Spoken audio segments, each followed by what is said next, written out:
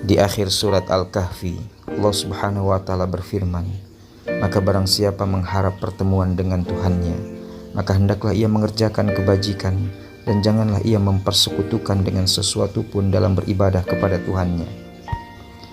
Tentang kesempatan ini, Rasulullah SAW pun pernah menyebutkan dalam sebuah hadis riwayat Jarir yang menceritakan, suatu ketika kami duduk bersama Nabi SAW dan melihat bulan purnama.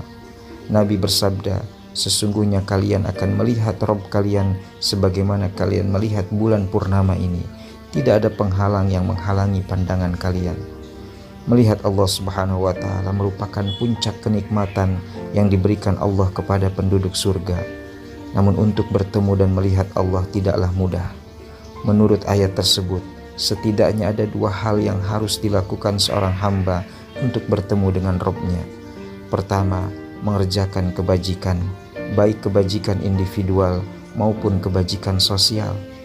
Kebajikan individual lebih pada hubungan antara seorang hamba dengan Robnya, seperti zikir, membaca Al-Quran, sholat, saum, dan amaliyah lainnya yang bertujuan untuk menyucikan hati.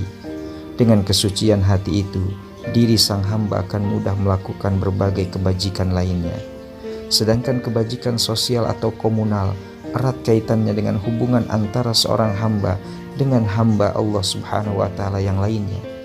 Hubungan seseorang dengan keluarganya, tetangganya, temannya, dan semua orang yang hadir dalam kehidupannya. Setiap relasi itu harus berlandaskan nilai-nilai kebajikan.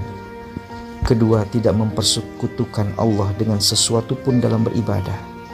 Artinya tidak menyembah Tuhan selain Allah Subhanahu wa Ta'ala dan tidak mendahulukan kepentingan duniawi melebihi ibadah kepada Allah Subhanahu wa Ta'ala.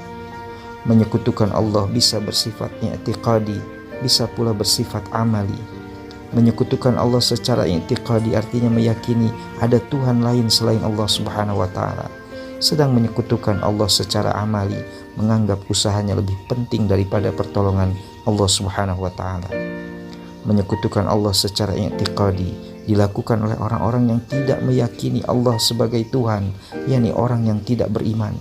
Sementara menyekutukannya secara amali sering dilakukan oleh orang yang meyakini Allah sebagai Tuhannya. Hanya saja kecintaannya pada kehidupan duniawi mengalahkan kecintaannya kepada Allah Subhanahu wa Ta'ala.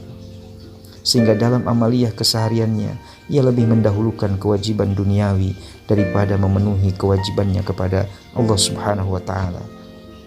Jika kita bisa mengamalkan keduanya, yakni berbuat kebajikan dalam bentuk apapun dan kepada siapapun, serta tidak menyekutukan Allah dengan sesuatu apapun, niscaya kita akan mendapatkan puncak kenikmatan surga berupa pertemuan dengan Allah Subhanahu wa Ta'ala.